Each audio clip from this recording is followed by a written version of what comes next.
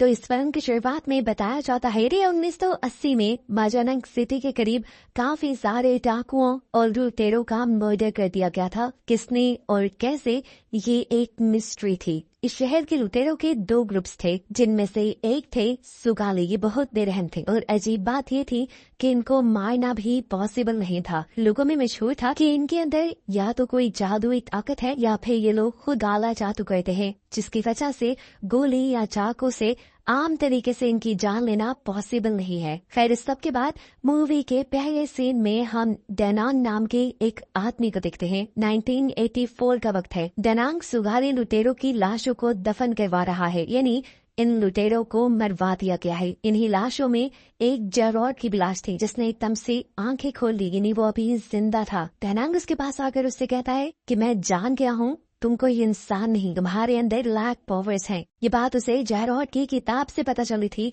जो अब डेनांग के पास ही थी। जेरॉड जोर जोर से हंस रहा था। उसे देखकर गुस्से में डेनांग ने एक शार्प कटर उठाया उसे मारने के लिए। तो मरने से पहले जेरॉड ने इस गांव को कर्स यानी श्राप दे दिया कि जब तक मेरा खून इस जमीन पर रहेगा या जब जब मेरा खून इस जमीन पर आएगा तो यहाँ पर मौत और तबाही आएगी। इसके बाद जेरॉड के साथ क्या हुआ वो नहीं दिखाया गया, बल्कि सालों बाद हम एक लड़की जिया को देखते हैं, जो अपने दोस्तों के साथ अपने गांव माजानंग वापस आ रही है, यानी उसी शहर में आ रही है जहां पर ये लुटेरे और जेरॉड वगैरह थे। इनकी बातों से हमें पता चलता है कि जिया की मॉम मर गई है और वो उनके फ्यूनरल के लिए यहाँ आ रही है। यहाँ आने का उसका खास मकसद ये भी था कि वो अपने डैड के पास के बारे में पता चलाए, जो और कोई नहीं बल्कि जेरॉड ही था। जिया के मेजलिंग में एंटर करते ही यहाँ पर अजीब और गरीब चीजें देखने को मिलती हैं। मौसम एकदम से खराब हो जाता है और पूरे माजानंग पे काले बादल छा जाते हैं। ये असल में जेरॉड के दिए कर्ज की वजह से हुआ था। जिया जो साहून थी,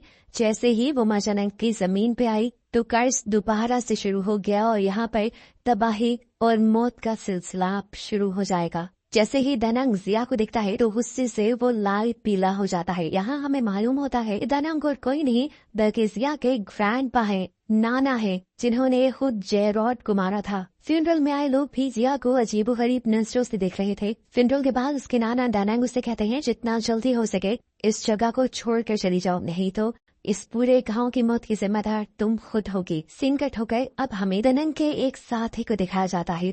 वो गांव वाले से कह रहे थे कि जिया का यहाँ आना खतरे से खाली नहीं, जितना हो सके अपने आप को बचाने की कोशिश करना, रात को अपने घर के सारे दरवाजे बंद रखना और अगर दरवाजा कोई भी खड़काए तो मत खोलना। अगर तुम्हारी आंखों के सामने कुछ आ गया तो अपनी मौत के जिम्मेदार तुम खुद होगे। यहाँ जिया अपने दोस्त के साथ बैठी हुई थी। अचानक ऊपर वाले फ्लोर से एक बॉल उसके पास आती है, तो उस बॉल को देखते हुए वो अब ऊपर चली गई। ऊपर ये स्टोर रूम था जहाँ पे एक संदूक पे ताला लगा हुआ था, जिसने जिया की अटेंशन अपनी तरफ खींच ली। इससे पहले कि जिया से खोल लेती और कुछ देख लेती, यहाँ पर डेनांग आ जाते हैं और गुस्से में से कहते हैं जल्दी अपना सामान पैक करो, रात होने से पहले पहले मैं तुम्हें टाउन में छोड़ाऊंगा। अब ये चीज जिया के दोस्त को भी अजीब लग रही थी कि उसके दादा ही उसे यहाँ से निकालने की कोशिश कर रहे हैं। वो उससे कहता है शायद इसके पीछे के रीजन तुम्हारे डैड हो। जिया को उसकी बात पे यकीन नहीं आया। जिया को लगता था कि जरूर कहानी कुछ और है इस सब के पीछे, और यही तो जिया को पता करनी थी। जिया बताती है कि कभी भी मेरे ग्रैंडपा यानी डेनांग ने मुझे यहाँ आने नहीं दिया। वो कहते थे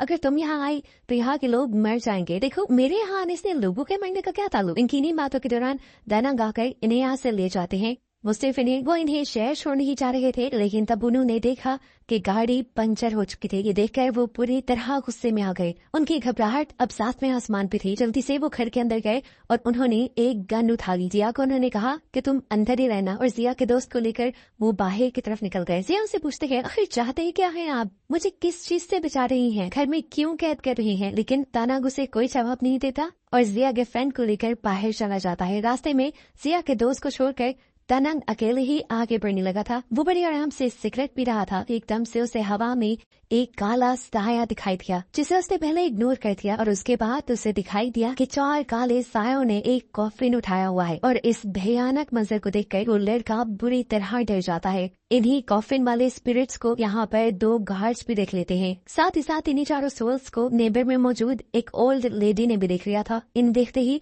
उसने अपनी बेटी को तेजी से एक कमरे में जाकर छुप जाने को कहा। क्योंकि वो जानती थी कि जो भी इन सोल्स को देखता है वो मारा जाता है, और वो अपनी बेटी की जान बचाना चाहती थी। यहाँ पर एक चीज हमें ये भी पता चली कि ये लड़की, ये न्यूज आंटी की बेटी जिया की दोस्त भी थी। ये सोल्स सबसे पहले अपनी पावर्स से इस आंटी को मार देते हैं, और उसके बाद वो दोनों गार्ड्स जिन्होंने उन सोल्स को देख लिया था वो दोनों भी मारे जाते हैं। और अब इससे पहले कि ये सोल्स यहाँ पर जिया के दोस्त को भी मार देते, ठीक वक्त पर जिया यहाँ आ जाती है। जिया के दोस्त ने घबराते हुए बताया कि उसने यहाँ पर सोल्स देखी थी, लेकिन जिया ने इसकी बातों पर यकीन नहीं किया और कहा, जरूर ग्रैंडपा ने ही तुम्हें ऐसा कुछ सिखाया होगा। अभी वो यही कह रही थी कि तभी उसने देखा उसके दोस्त का मुंह सूजने लगा था। वो अपने गले पे ऐसे हाथ रखे हुए था जैसे वो अपने आप को किसी फंदे से बचा रहा हो, और उसके पांव भी जमीन से उठ गए थे। ऐसा लग रहा था जैसे कोई उसका गला घोटने की कोशिश कर रहा है। ठीक वक्त पर डैनेंग यहाँ जाते हैं और जल्दी से एक शीशा लाकर देखते हैं। उसके पीछे वही 4 सोल्स थी जो उन्हें आम आंखों से तो नजर नहीं आई, लेकिन शीशे में नजर आ गई।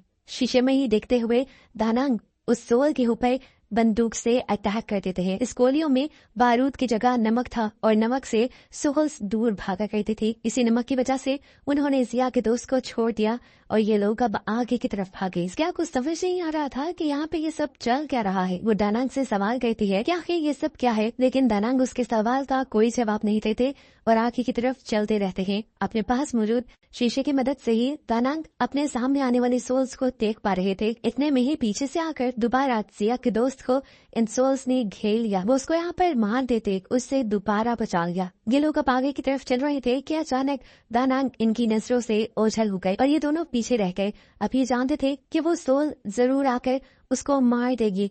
जल्दी जल्दी में जिया उसे लेकर अपनी दोस्त के घर छुप गई। उसकी मॉम ने भी उन सोल्स को देख लिया था और उन सोल्स ने उसकी मॉम को मार दिया। अंदर जाने पर इन्हें वहाँ कोई नजर नहीं आया सिवाय उसकी मरी हुई मॉम के। इसे देखकर ये दोनों ही डर गए। जिया के दोस्त ने कैबिन खड़काकर उसे अपनी तरफ बुलाने की भी कोशिश की, लेकिन जिया को आवाज सुनाई नहीं दी और ये लोग वापस बाहर आ गए। और इस मर्तबा बाहर आने पर जिया के दोस्त को दूर से आती एक कार दिखाई दी। वो खुशी खुशी तेजी से उस कार की तरफ बढ़ा, लेकिन पता चला कि वो कोई कार नहीं थी बल्कि यही सोल्स थी जिन्होंने कॉफिन पकड़ा हुआ था। पर वो इस मर्तबा किसी चीज का लिहाज नहीं करते और जिया के दोस्त को पकड़कर मार देते हैं, जो देखकर जिया बहुत ज्यादा दुखी हो जाती है। यहाँ पर हम देखते हैं कि दानांग अब उस आदमी के पास आया था जो पूरे गांव वालों को संभल के रहने का कह रहे थे। उन्होंने यहाँ पर आकर इस आदमी से कुछ नमक वाली गोलियां मांगी और एक तावीज मांगा जिससे वो उन सोल से बच सकते थे। वो आदमी अब दानांग से पूछता है, आप करना क्या चाह रही हैं? तब दानांग ने बताया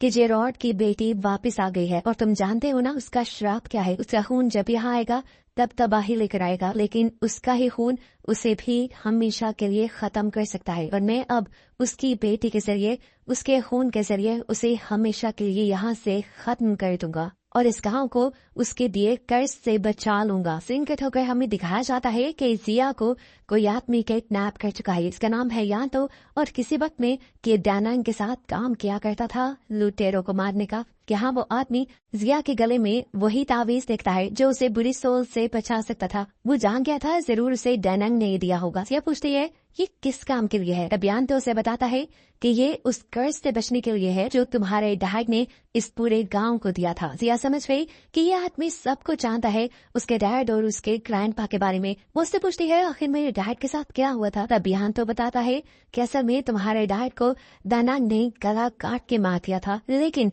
जेरॉड के जिस्म के हिस्से अलग अलग होने के बावजूद भी जेरॉड आज तक जिंदा है क्योंकि वो कभी मर नहीं सकता। उसके अंदर ब्लैक पावर्स हैं। ये बात सारे जानते थे कि जेरॉड को कोई मार नहीं सकता, फिर भी दानांग ने उसका गला काट दिया और इसके पहले ही तुम्हारे डैड ने इस पूरे गांव को श्राप दे दिया कि जब तक उसका खून यहाँ पर है या जब जब उसका खून यहाँ पर आएगा तो इस जगह पर मौत और तबाही आएगी। और क्योंकि तुम जेरॉड का खून हो इसलिए तुम जिस दिन से यहाँ आए हो उस दिन से मरे हुए सारे सुगाली लुटेरे उनकी सोल्स जिंदा होकर बाहर निकल आई है और जो कोई भी उन सोल्स को देख लेता है वो सोल्स उन्हें जान से मार देती हैं। ये बात सुनते ही जिया का दिल दहल जाता है और उसे याद आता है वो वक्त जैसे ही उसने गांव में कदम रखा था तो पूरे गांव में काले बादल छा गए थे। सीन कट होकर यहाँ पर उस आदमी को दिखाया जाता है जिससे दानांग वो नमक वाली गोलियां और तावीज ले गया था। उसकी वाइफ अब उसके ऊपर गुस्सा हो रही थी कि क्या जरूरत थी तुम्हें वो तावीज दानांग को देने की? हमारे पास भी एक ही तावीज था, अब हम उनसे कैसे बचेंगे?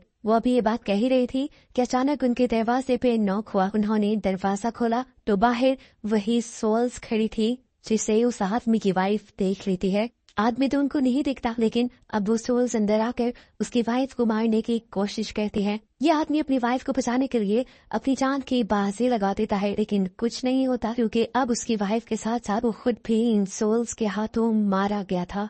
सीन कट होकर दोबारा हमें जिया और यांतो को दिखाया जाता है। जिया यांतो से पूछती है, क्या मैं रिटायर्ड आज तक जिंदा है? जिसपे यांतो कहता है, हाँ वो जिंदा है, उसे कोई नहीं मार सकता, आम तरीके से तो बिल्कुल नहीं। बहुत से लोग उसे खत्म करना चाहते थे, यहाँ तक के दनांग भी। दनांग ने तो उसको खत्म करके उसके जिस्म के हिस्सों को अलग अलग जगह पर दफन कर दिया, लेकिन फिर भी आज तक उसका साया इसी गांव में है। यहाँ पर वो एक खोर कर भी सच्चाई जिया को ये भी बताता है कि तुम्हारे डैड को कोई भी नहीं मार सकता सिवाय तुम्हारा खून, और तुम ही अपने डैड को मार सकती हो और इस गांव को कर्ज से आजाद करवा सकती हो, और ऐसा भी तुम्हारे डैड के कर्ज की वजह से है। सिया उससे पूछती है, मैं ये सब कैसे करूंगी? तभी आदमी बताता है कि तुम्हें अपने डैड की बॉडी और उनके सर को ढूंढना है। इसको एक साथ मिलाने के बाद जेरोड की सोल भी उसमें वापस आ जाएगी। जैसे ही उसकी सोल उसके अंदर वापस आएगी, तुम्हें फिर अपना खून अपने हथियार के ऊपर, एक कुल्हाड़े के ऊपर लगा देना है, और फिर उससे तुम अपने डैड को यानी जेरोड को मार पाओगी, जिसके बाद ही उसका कर्ज खत्म होगा। याद में बताता है, असल में तुम भी डैनांग की इसी प्लानिंग का हिस्सा हो। डैनांग तुम्हें यहाँ सिर्फ तुम्हारे डैड को खत्म करने के लिए लाया है। जिया के ख्याल में वो तो खुद यहाँ आई थी, लेकिन ऐसा नहीं था। ये सब डैनांग की एक चाल थी। जिया को अभी तक ये लग रहा था कि उसके ग्रैंडपा गांव वालों के लिए लड़ रही हैं, लेकिन याद में उसकी ये भी खुशफहमी दूर कर देता है और बताता है कि पहले भी सुगाली लुटेरों को उसने लूटमार मचाने दी और गांव वाले लूट गए। जिसके बाद जब उसने सुगालिस को मारा और ये कर्ज आ गया, तो उसने जेरोड के दांतों से 3 तावीज बनाए, जिससे वो खुद तुम और उसका एक चेला उस कर्ज से बच सकता है। बाकी पूरे गांव वाले उस कर्ज का शिकार है। हालांकि वो चाहता तो पूरे गांव वालों को भी उस कर्ज से निकाल सकता था। ये सारी बातें सुनकर सिया यांतो से कहती है, अच्छा ठीक है, मैं भी चलती हूँ, अब मैं ही इन गांव वालों को बचा सकती हूँ। जिसे देखकर यांतो कहता है, नहीं, तुम गांव वालों को नहीं बचाओगी, हम सारे बुरे हैं और हम सारे गांव वाले मरना ही डिजर्व करते हैं। ये कहते ही उसने जिया के ऊपर भी गन पॉइंट कर दी ताकि जिया मर जाए और ये कर्ज कभी खत्म ना हो। इससे पहले कि उसकी गन शॉट से जिया मर जाती, जिया अपनी टांग मारकर चेयर को नीचे कर देती है और निशाना चूक जाता है। गन शॉट की आवाज सुनकर डैनांग भी यहाँ आ चुका था जिया को बचाने के लिए। वो यहाँ यांतो से लड़ने लग जाता है और उसके बाद जिया को लेकर यहाँ से निकल जाता है। यहाँ पर सिया उससे कहती है, मैं अब आप पे बिलीव नहीं करती, मुझे आपसे नफरत हो रही है क्योंकि ये सारा श्राप आपका दिया हुआ है। उसकी ये बात सुनते ही उसके ग्रैंडपा यानी डैनांग फौरन उसका हाथ पकड़ते हैं और उसके हाथ पे एक बड़ा सा कट लगा देते हैं और उसके हाथ से निकलते खून से वो एक कुल्हाड़े को रंग लेते हैं। जिसके बाद वो ये कुल्हाड़ा जिया को पकड़ा कर कहते हैं, अब इसी के जरिए तुम अपने डैड को मार सकते हो। जिया ये काम करने से साफ इनकार कर देती है क्योंकि उसे उसके डैड से बहुत ज्यादा प्यार था। अब वो जब ये भी जान गई थी कि उसके डैड इतने बुरे नहीं है और वो 10 साल बाद अपने डैड से मिलने वाली थी, तो वो अपने डैड को मारना नहीं चाहती थी। इसकी बात सुनकर डैनांग कहता है, ठीक है, तुम नहीं मारोगी तो मैं मार दूंगा। उसे मारने के लिए सिर्फ तुम्हारे खून की जरूरत थी जो मुझे मिल गया है और मैं अब उसे मार डालूंगा। इस सब के बाद डैनांग सिया को अपने घर ले जाता है क्योंकि उसने अपने घर में ही जेरोड की बॉडी को दफनाया हुआ था। घर लाने के बावजूद भी डैनांग ने जिया को यही एहसास दिलवाया कि यहाँ पे जो कुछ हो रहा है उसकी वजह कोई और नहीं बल्कि जिया ही है। ये बात सुनकर जिया को गुस्सा आ जाता है। उसे लगता है कि उसे भी अब इस कर्ज से नहीं बचना चाहिए, इसीलिए वो अपने गले से वो ताबीज उतार देती है जो उसके डैड के दांत से बना था। उसके ऐसा करते ही स्पिरिट्स उसके सामने आ जाती है और वो उसे देख लेती है। इससे पहले कि स्पिरिट सोल्स उसे मार देती, डैनांग उसे यहाँ आकर उसे बचा लेते हैं। उसे घर के अंदर लाने के बाद डैनांग घर के पिछले हिस्से में खुदाई करने लगे जहाँ पर उसने जेरोड के जिस्म के हिस्से दफनाए हुए थे। यहाँ पर जैसे ही डैनांग जेरोड की बॉडी और सर को आपस में जोड़ने लगता है, पीछे से यांतो आ जाता है उसे ऐसा करने से रोकने के लिए। यहाँ उनके दरमियान लड़ाई चलने लग जाती है, जबकि दोबारा हम देखते हैं कि जिया बाहर जा चुकी थी और यहाँ जिया के डैड के सोल ही यानी जेरोड के सोल ही उसे मारने आ जाती है। जिया ने उसे देखकर पहचान लिया और उसे कहा, ठीक है डैड, आप मुझे मार सकते हैं। इससे पहले कि उसके डैड उसे मार देते, यहाँ जिस्म के पूरा होने पर जेरोड की सोल उसके जिस्म में वापस आ जाती है और जेरोड इंसानी रूप में जिंदा हो जाता है। उसकी आंखें खुलने पर उसकी आंखें किसी बिल्ली की तरह चमक रही थी, जो कि साइन था ब्लैक पावर्स का। जिंदा होते ही जेरार्ड यहाँ यामतो को देखता है और सबसे पहले यामतो को ही मार देता है। हालांकि यामतो तो उसे जिंदा होते देखते ही माफी मांगने लगा था उससे। यहाँ पर दानांग भी अब उसके जिंदा होते ही उससे माफी मांगने लगा। यहाँ पर वो कन्फेस करता है कि हाँ, मैंने तुम्हारे साथ बुरा किया, तुम एक लुटेरे थे और तुम्हें पहले इतना काला जादू नहीं आता था। मैंने ही तुम्हें ये सब सीखने को कहा और जब तुम्हारी पावर्स बहुत ज्यादा बढ़ गई तब मैंने तुम्हें मरवा दिया। जेरार्ड इससे पूछता है क्यों, आखिर क्यों? ये कहकर वो उसे मारने ही वाला था, लेकिन तब दानांग ने उसे बताया कि असल में मुझे भी ऐसा करने के लिए किसी ने कहा था। ये सब सुनने के बावजूद भी जेरार्ड को दानांग पे बिल्कुल रहम नहीं आ रहा था। वो उसे मारने वाले थे, लेकिन ठीक वक्त पर ही जिया यहाँ आ गई। जिया ने अपने डैड को गले लगा लिया और वो उसे रोकने लगी। डैड, सबको नहीं मारे, इनका कोई कसूर नहीं। लेकिन अब जेरार्ड अपनी बेटी के कहने पे भी ये सब नहीं रोकने वाला था। उसने अपनी बेटी से कहा कि जब तक मैं इस पूरे गांव को खत्म न कर दूं तब तक मेरी सोल को आराम नहीं मिलेगा। जब जिया को ये महसूस हो जाता है कि उसके डैड ताकत के नशे में चूर हो चुके हैं तो उसे तबाही रोकने का कोई और रास्ता नजर नहीं आता। वो अपने खून से कुल्हाड़ी को सनकर नीचे से अपने डैड के ऊपर हमला करके उन्हें खत्म कर देती है। यहाँ पर अब जेरार्ड मर चुका था। जिया उठी और दानांग को उठाकर यहाँ से ले जाने लगी, क्योंकि वो समझ गई थी दानांग बुरा नहीं है, उसने तो किसी और के कहने पे सब कुछ किया था। ये लोग इससे पहले कि यहाँ से बाहर चले जाते, यहाँ पर जिया की वो दोस्त आ गई जिसकी मॉम अभी अभी मरी थी। उसने लोगों की सारी बातें सुन ली थी कि ये सारा कर्ज जिया की वजह से वापस आया है और जिया की वजह से ही उसकी मॉम मारी गई। इसी गुस्से में वो जिया को शूट कर देती है। ये देखकर दानांग को गुस्सा आता है और दानांग उस लड़की को भी मार देते हैं। दानांग और उस लड़की के मरने के बाद जिया अपनी आखिरी सांस से गिन रही थी, तभी उसे अपने दिमाग में कोई ख्याल आया और उसने वो कुल्हाड़ा यहाँ से उठाया जिससे उसने अपने डैड का कत्ल किया था और उस कुल्हाड़े को उसने अपने अंदर स्टैब कर दिया, जिसके बाद साफ मतलब था कि जिया को मर ही जाना चाहिए था। लेकिन फिल्म के पोस्ट क्रेडिट सीन में हम जिया को सड़क पे चलते हुए देख रहे हैं। उसके जख्म खुद बाखुद हील हो रही हैं और वो मरने की बजाय ठीक हो रही है, जिसका साफ मतलब था कि उसके डैड के खून से उसके डैड की सारी पावर्स अब उसके अंदर आ चुकी थी। उन्हीं पावर्स की वजह से जिया अब जिंदा हो गई थी और ठीक हो रही थी और साथ ही इस गांव का कर्ज भी खत्म हो गया था। और बस यही दिखाते हुए ये कहानी यहाँ खत्म हो जाती है। लेकिन मूवी के खत्म होने के बाद भी हमें एक सीन दिखाया जाता है जिसमें एक अननोन आदमी आकर जेरार्ड की लाश को वहाँ से ले जाता है। उसकी बातों से ऐसा लग रहा था कि वो काफी सालों से जेरार्ड की लाश को ढूंढ रहा है और शायद यही वो आदमी है जिसने दानांग से ये सारे काम करवाए थे।